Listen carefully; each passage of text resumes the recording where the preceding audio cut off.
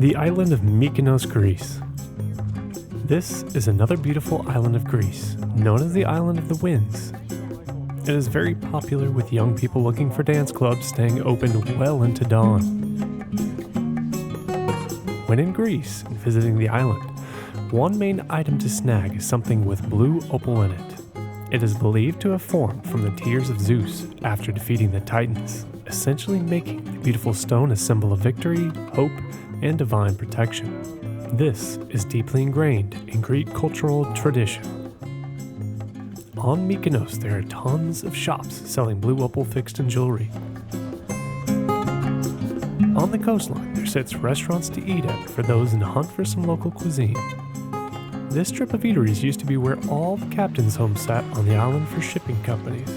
Megan and I enjoyed walking along, listening to the lapping of the water against the rocks. If you're not careful, you may end up getting a little wet. The iconic landmark people know Mykonos most for are the 16th century windmills. These windmills used cotton canvas sailcloth material as their fan blades. The grinding mechanism used to be at the top of the windmill to take advantage of the force, while the flour was gathered on the second floor. The ground floor was used to store raw grain and processed flour. The flour was given back to the farmers or sold to local bakers on the island. The excess flour was shipped to other areas of Greece and often abroad. The total amount of windmills on Mykonos was 25 according to what history has revealed. The windmills closest to the harbor were used to produce paximati and rusks, which is a dried bread. These types of bread can be preserved for months on board ships and were eaten by sailors. There is one mill that dates back to the 1700s and was used up until the 1960s to produce flour. Most of the windmills were converted to different uses, and now some are used as residences. The rest of the town is very small and easy to walk. There are lots of sights the town has to offer. Once again, we found ourselves in one of the shops on the island. Megan was trying out some of the clothing and shoes. You will find many different items to shop for on the island. Another product to find and buy are the leather goods. The Greek islands are known for their great leather products, sandals, bracelets, belts, and handbags, and much more. Most of the shopkeepers work during the busy season and go to Athens on mainland Greece during the winter.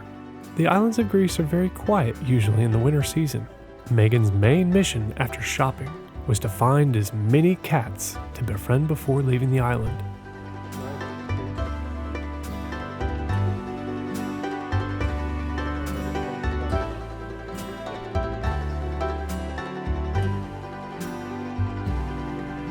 The island does a fantastic job of making the town look inviting and very picturesque.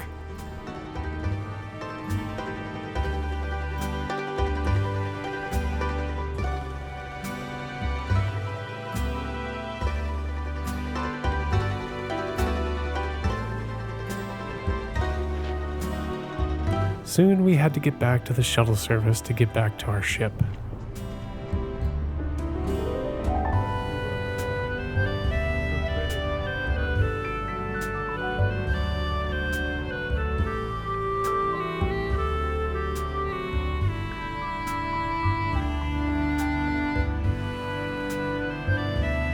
If you have any questions about the island or our trip, comment below and we can have a conversation about what it is you'd like to know or see.